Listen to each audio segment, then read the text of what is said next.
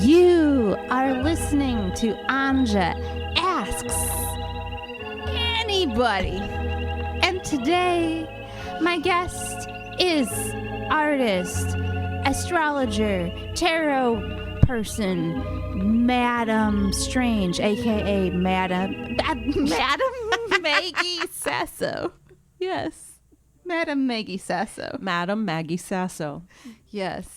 How say so, Madam Sasso? I say it's great to be here. I love being in River West Radio, looking at the fine vibes and soaking it in. Yeah. Thank you for having me. Yeah. So, you are an artist. Please tell the listeners, before the birth of Madam Strange, your most recent incarnation, what did being an artist look like for Maggie Sasso? Oh, thank you for asking. I love talking about myself. I kid. It's all right if you do. I love talking about myself. I know. It's fun. It's fun. I like to tell stories. And so here's a quick story for you. I grew up in rural, which is hard to say, rural Kentucky. Rural juror. The rural juror. Exactly. Rural Kentucky. It was a very small town, although it was a university town, so I did have some semblance of culture. Both of my parents were artists. We were maybe the only people in the tri-state area that did not go to church. And I grew up in a very pretty place on 10 acres. My parents they built their own house. They were both artists, and I had a great childhood. And then I went to school and became an art student. I studied woodworking, metalsmithing, and the whole time I was making textiles stuff. My work at that time looked very much like installations. I would kind of recreate objects that were familiar to me in new materials, which was a running theme.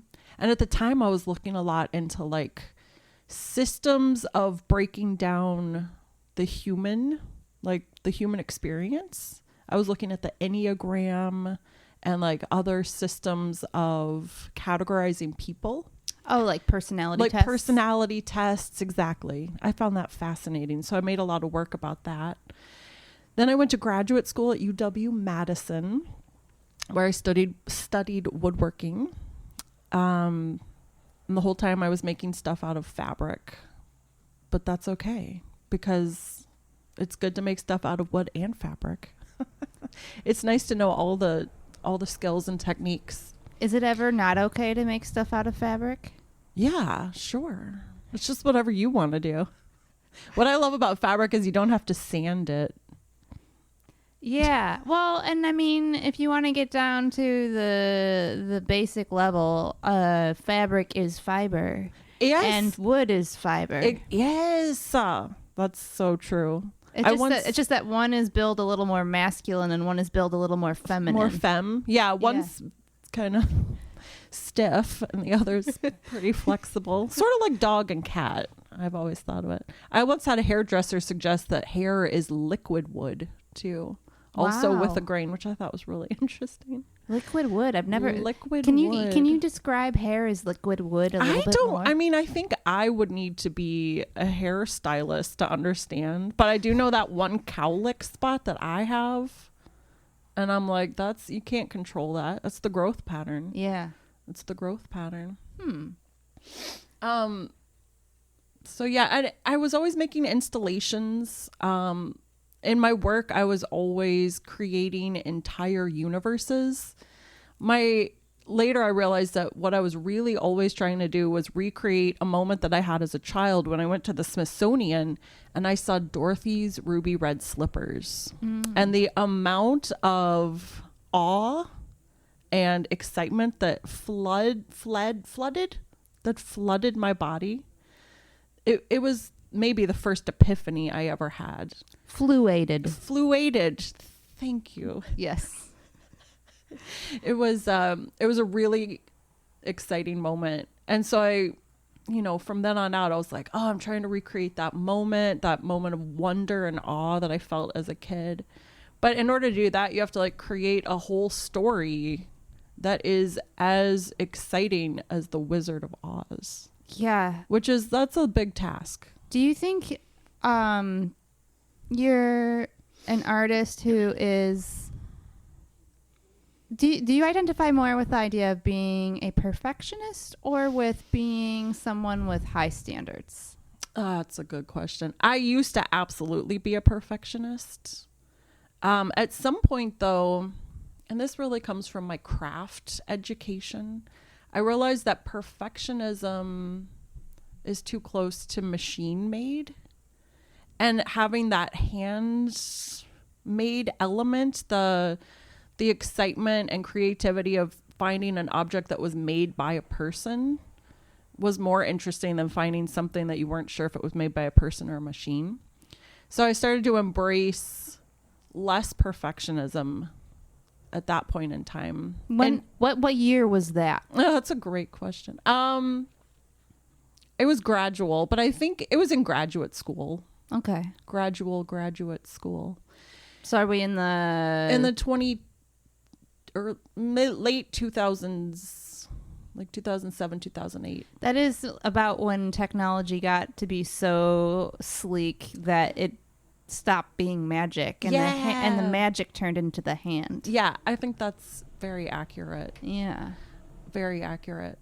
But of course I was still a perfectionist about some things, in terms of like having all my ducks in a row. You know, I've realized lately when you do an installation, like, you know, I've had solo exhibitions, and when I do an exhibition like that, you really have to prepare to the T, and then you have to get in there and nail it.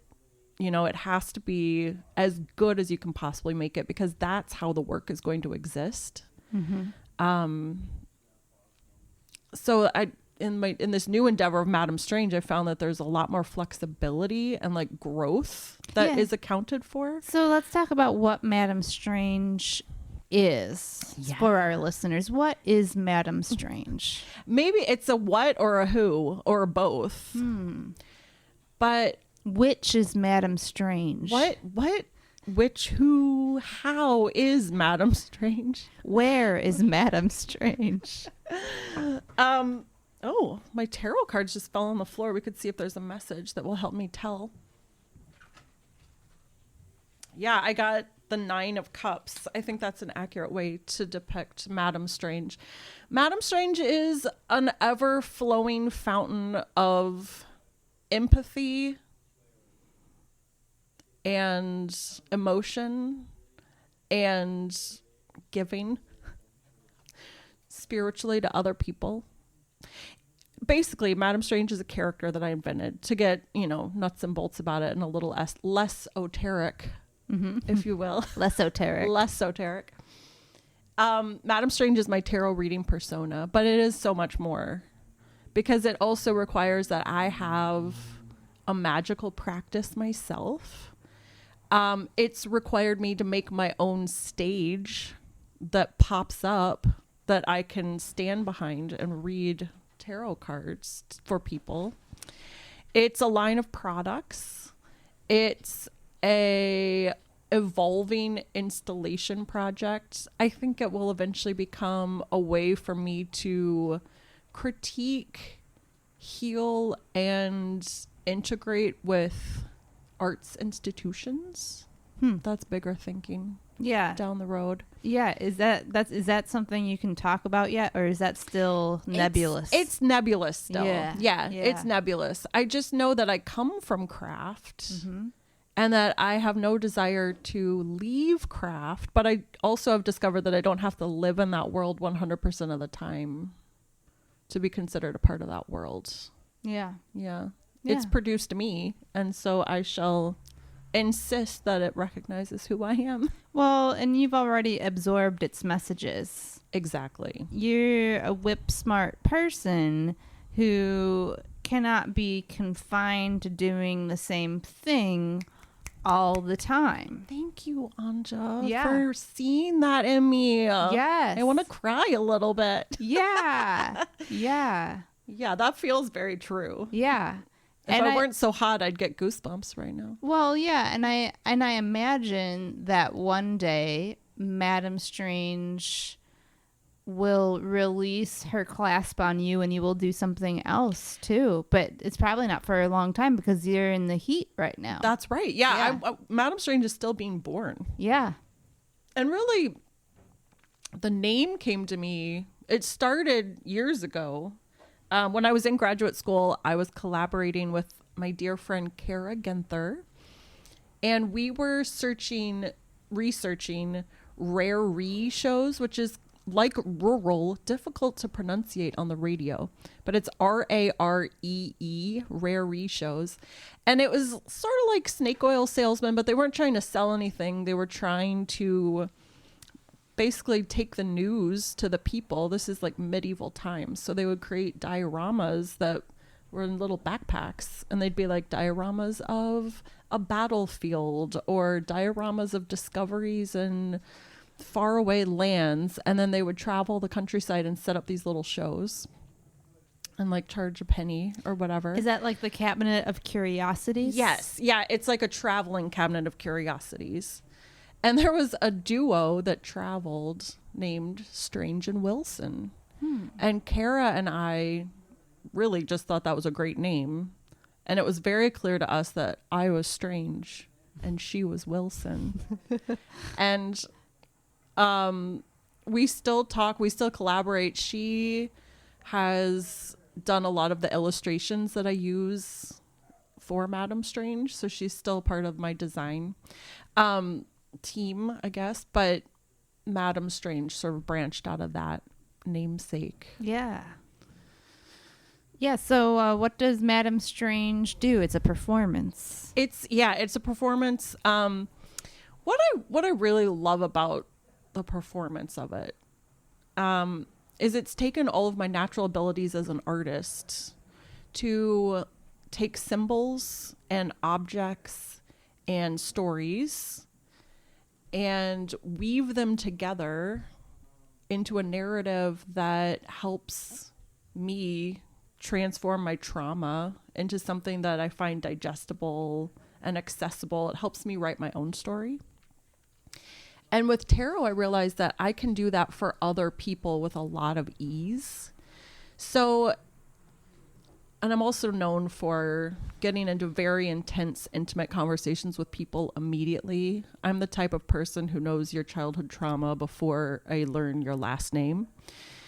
So it's nice to have that skill and use it in a way that I can help people work through that. And it doesn't have to become a lasting friendship with absolutely everybody that I do that for. Yeah. So one thing I'm curious about this every time I see someone doing tarot readings or psychic readings or anything like that. Like, and I think it's different for different people, but like, what's the ratio of like, this is magic to cold reading you and be like, oh yeah, this one. If you were a more malevolent person, oh yeah, you could play the mark. Yeah, I could. Yeah, I don't do that. I am an ethical tarot reader. Yeah. Never fall for a tarot scam, people. If they tell you need to buy $500 worth of products in order to fix the hex that's been placed upon you, you are in the wrong place. Get out. Yep. Same with doctors. Same with doctors. Yeah, or like Western medicine. No, Eastern medicine. Alternative medicine. Yeah. Anyways. Yeah. Yeah. It is an interesting question because people really do kind of hand you their vulnerability. Yeah. And then you have a responsibility to be tender with them. Yeah. In a moment of potential crisis. I get so many people who cry. And it'll be like, they'll be sort of like neutral looking. This will be like at a market, I go to What the Hex quite often. I vend there. It's a really cool witches market in Cudahy.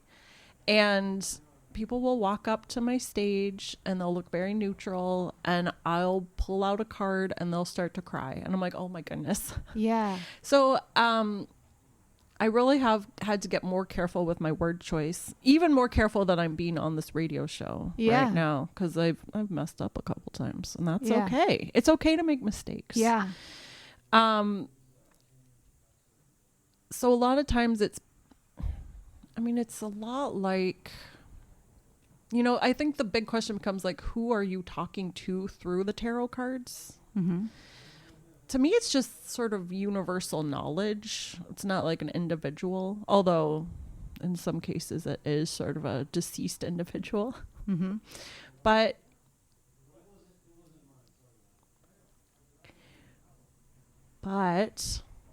when somebody asks a question and I pull cards for them, it seems to me like it's a mirror more than anything else. Like I'm reflecting back to them the experience that they're having or something that they really need to hear at this point in their lives.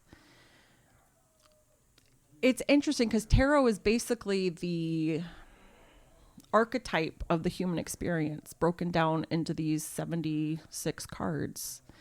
So really any card will reflect something that's happened in your life, but it is bizarre how accurate it can be. Oh, well, I think you got me. All right, Do you want a reading? Anja? Yeah. I was like saying yes reading? before you even asked the question. Okay, so this is the exception of the rule. This was my dad's deck. He died this year, sadly, but I bought him this tarot deck. And he'd been using them every day for about a year. And it now feels like a way for us to talk. He infused it with his last year of life. Yeah, it's pretty amazing. Wow. And sometimes cards are like a little shy, but these cards will just come flying out. So the first thing I'm going to do is I'm going to knock the deck 7 times. And that cleanses the deck of energy. And so now I'm totally focused on you, Anja. Is there a question that you have for the deck / my dad? Yeah, I mean, your dad was an art guy. Yeah, Paul Sasso. He was also a like woodworker. Was he a professor too? He was a professor as well. Yeah, he was really well known for how he painted his furniture. Yeah, which was with layers and layers, like thousands of layers of airbrush. Yeah, this is going to be a vague question, much to the frustration of listeners at home, but how do I do it, Paul? How does oh, look, we already got a few cards pulled up. Okay. Oh, this is perfect. So we got the Page of Swords and the Knight of Swords. So these are both from the suit of the swords, and the swords in tarot represent air and our thoughts. They're known for exhibiting anxiety, so it feels to me like your question was a little bit anxious, and I think we're seeing that reflected in the cards because you already know what you're doing. You already know how to do everything that you're doing. You have so much confidence. You are a go-getter. You work in the community. You're amazing. Like, you don't really need to know. But this is the advice despite that. The page in tarot is very much like a child who has a fully intact sense of wonder. The wonder that I had when I saw Dorothy's shoes at the Smithsonian. You live in this place, it seems to me. The way that you're able to write poems, and that's the air sign. This swords rules writing, and you're of course a writer, poet. So to me, the Page of Swords is maybe like where you're coming from. Mm-hmm. You have this childlike sense of wonder when it comes to writing words, and you should never, ever, ever, ever, ever lose that. Oh, I have to defend it like crazy. You do? Yeah. Absolutely. I defend my right to play and have fun daily. Yes. Because everybody wants you to not. To be square. Yeah. You're like, I'm staying amorphous. Thank you very much with all of my choices. So then the fact that the Knight of Swords came out gives me the vibe that this is sort of like where you're headed a little bit more in the next phase of life. The Knight is like a teenager. So that just ruthless, extreme energy, the sort of acting before you think kind of energy. The Knights are ready to go to battle. And I think in this time, you know, as the world's kind of getting very strange, this speaks to that defense that you have of your childlike self. And it also speaks to how your words can be used to fight the evils of the world. Oh no. It's a little more responsibility. But it's not the king yet. You know, like we're not into the queen and king territory yet. Oh, I'd never want to be in politics. Yeah, no, forget that. You don't want to be responsible for everybody, but you bring a lot of magic into the world. And I think that these cards indicate that in an extreme way. Just never set down the typewriter. Yeah. Carry it with you always. Even though it is bulky and awkward. Yeah. It'll keep your shoulders healthy. Depending on how long I type. Thank you, Madam Strange. Of course. So, I have a question for Maggie. So, is there anything you're working towards that is not Madam Strange related? Yeah. I, like right now, not really. I'm a mom. I've been going through a lot of grief. Both of my parents passed in the last couple of years. In fact, today is my mom's death anniversary. Oh my goodness. So 2022, October 30th, the veil is thin and she passed. So I've been doing a lot of healing, a lot of like rebuilding my studio, rebuilding my life, reevaluating. It feels retrograde. I feel like I'm in astrology when, you know, everybody knows Mercury goes retrograde, but most planets do. And it becomes the rule of re's. So reevaluating, rethinking, reestablishing. That seems to be where I am right now. That's an important time. I know there's, when I was in school, I remember a teacher said that there's basically two basic phases, and this doesn't even take into account grief. Ugh. But the two basic phases are like input and output. Yeah. And input can be very slow, like it can feel like nothing is happening, but you're in an input phase. Yeah, absolutely. Yeah, and it takes a lot of rest. Yeah. And like, because you can only absorb so much in a day. Some people, especially with Gemini placements, can absorb a lot of information very quickly. But I am a slow learner. And then I have to really sit on it, like nesting with an egg that slowly becomes something that can hatch. Yeah. Yeah. How has being a mother impacted your art making process? Because I actually knew you pretty well. Yeah. When it was before child era. Yeah. What the BCE. How have you been era. transformed over these years? Yeah. It is a lot. It's funny, the week that Margot was conceived was the same week that I made the best piece to date. I've made better work since then, but it was a very creative week for me that week. And then when she was born, I had a solo exhibition here in Milwaukee, and she was 10 days old at the opening. So her life has always been intertwined with my art practice.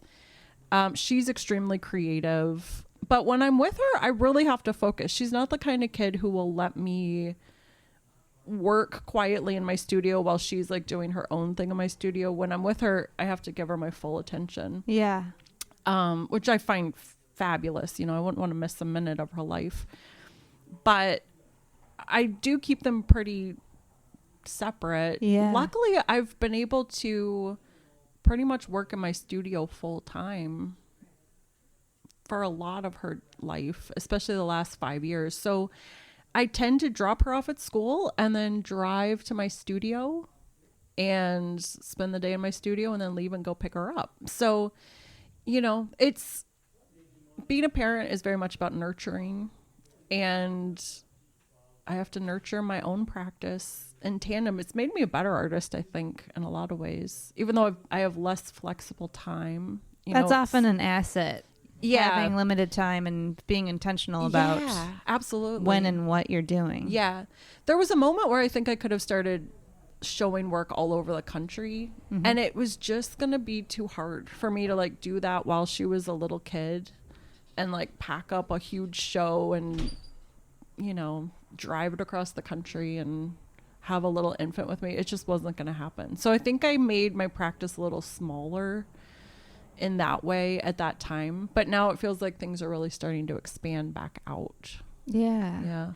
Speaking of expanding back out, where can people come across Madam Strange in the wild? Oh yes. Well, in the wild, that's a really good question. I put where I'm going to be. I try to put it on Instagram pretty consistently at _ Madam Strange, and it's Madam without the E at the end. _ If you just do Madam Strange, it is an OnlyFans account, so don't accidentally follow that unless you want to. When I thought about the strange thing, because you know it's also like a little bit of an innuendo of having relations with strangers, I was like, well, I have emotional intimacy with strangers, so it really still fits. Also on my website, www.madamstrange.com. It's a work in progress. And again, that's just MADAMSTRANGE.com. And you're going to be at the Evolve Mindful Market on Sunday. Alongside you. Yeah, with also my podium that I also you made. I know. Make people cry at. We're two peas in a pod, aren't we? Yes.